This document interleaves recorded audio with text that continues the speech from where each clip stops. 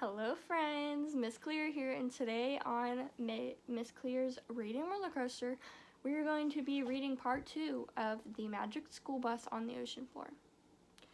Do you guys remember what we were talking about before we ended part 1? Yeah, they seen tiger sharks. That's a little scary, but today we're going to be finishing the reading, and I hope you guys enjoy. Let's go. Then, an enormous whale shark slid by. Whale sharks never hurt people. They eat nothing but plankton, said Miss Frizzle. The giant shark swam down, and we went along. We were leaving the continental shelf, following a steep cliff called the continental slope. We were on our way to the deep ocean floor. Whale sharks are not whales, by Michael. Whale sharks are fish like other sharks. They were named after whales because they are the biggest of all sharks. Here's the pictures.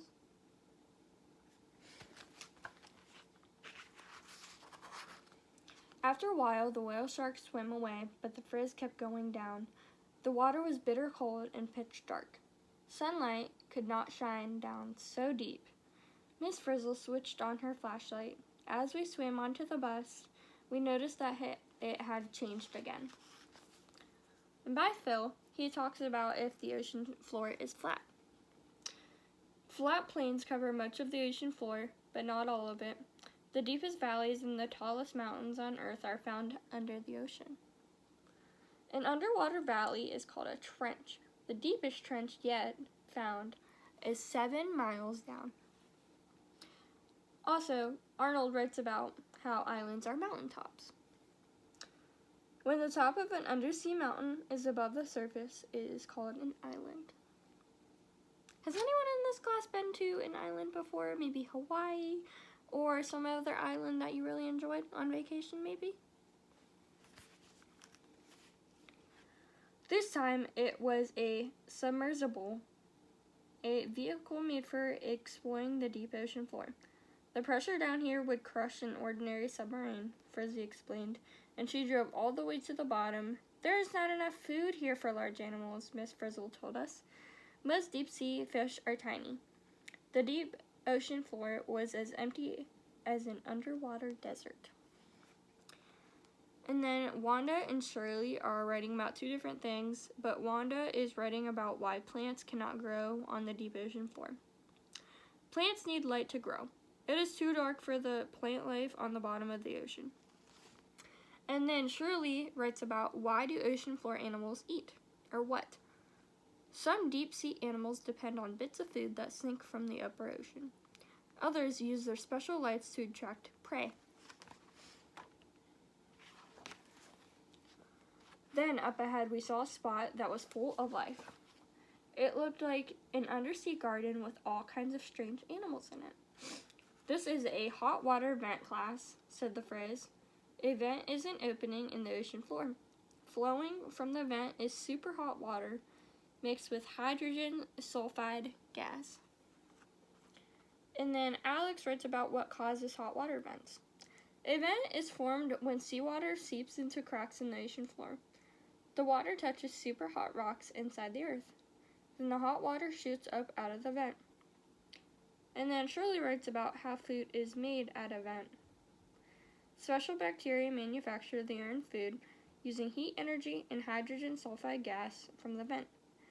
This food supports much of the life at the vent. Miss Frizzle said there were other vents on the ocean floor. Unfortunately, we don't have time to visit them, she added. Then she pulled up a lever on the dashboard and the bus zoomed toward the surface. When the first vents were found by Joanna.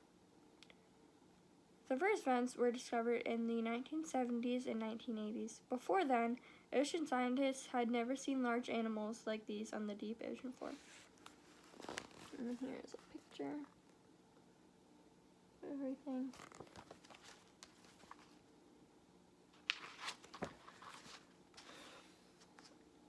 Soon we were motoring over the open ocean toward the sun-drenched island. The bus had changed into a glass-bottom boat. Through the glass, we saw what looked like a wall made of colorful rocks. Miss Frizzle said it was a coral reef made of tiny animals called coral polypus. We dove overboard and began to explore. Amanda Jane wrote about how is a coral reef built. Each coral polyp grows on stony skeleton around itself. The reef is made of a layer of living coral animals attached to a wall of many millions of dead skeletons. And then Rachel writes about how coral polypus eat. Most corals feed at night. Tiny arms come out of a coral stony skeleton. The arms catch plankton and pass it into the coral's mouth. Here is a little example.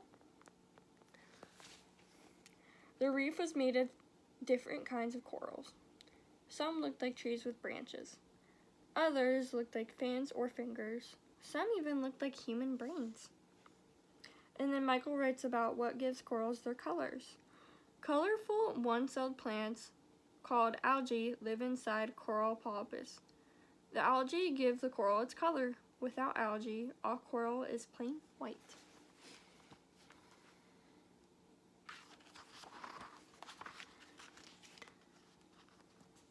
A coral reef makes a good home for many ocean plants and animals, said the Frizz. We saw crabs and lobsters, huge eels, and octopus, slimy sea slugs, and spiny sea urchins, and the most colorful fish in the world. 3 Kinds of Coral Reefs by Tim. A fringing reef is attached to the shore. A barrier reef has a channel of water between it and the shore. And an atoll is a... Does anybody know what an atoll is? Before I read? It's okay if you don't. An atoll is a ring of coral around a sunken volcano. And here are the vocabulary words and their definitions if you want to go ahead and pause the video and write down those, maybe along with the diagrams. Okay. Too soon, Miss Frizzle said it was time to go. No one wanted to be left behind, so we all climbed aboard. Frizzy stepped on the gas, and the bus chugged away from the coral reef.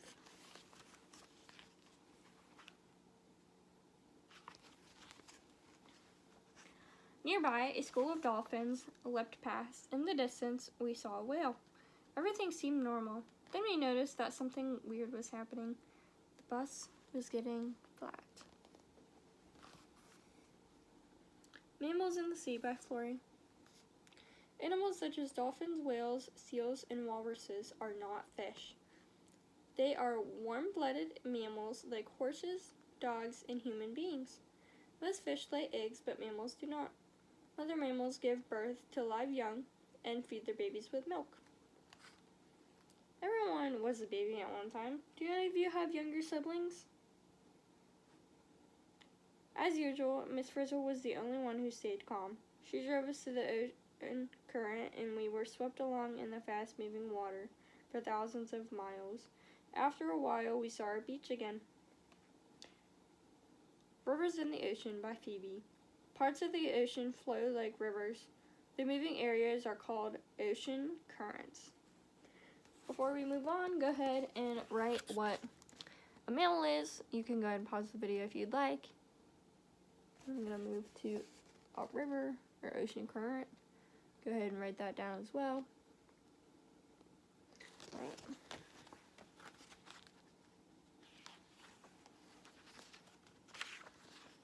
Everyone stay on the bus, shouted the Frizz.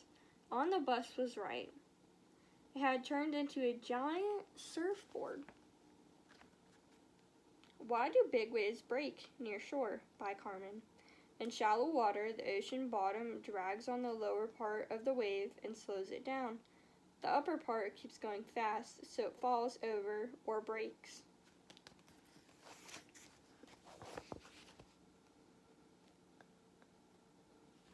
For whoever's been to the ocean before, have you ever seen a wave break before? Raise your hand if you did.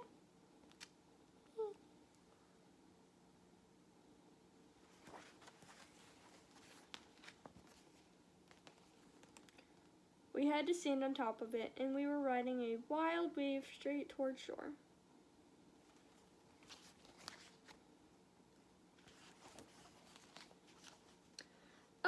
it was a giant wipeout. The whole class went under. The next thing we do, we were washing up on the sand. Our diving suits were gone and the bus was its old self again, as if nothing had happened. We thanked Lenny for everything and hit the road.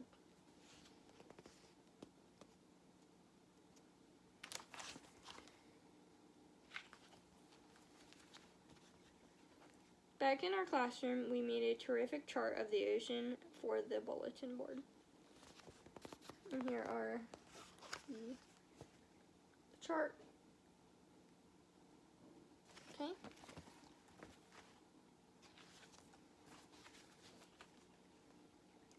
By then, we were definitely ready to go home. Thank goodness it was Friday. After the class trip, we really needed a weekend off.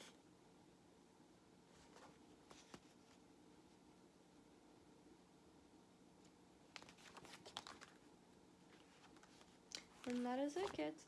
Thank you all for listening to the read aloud. Does anybody remember a little bit about what we learned about or would have any questions?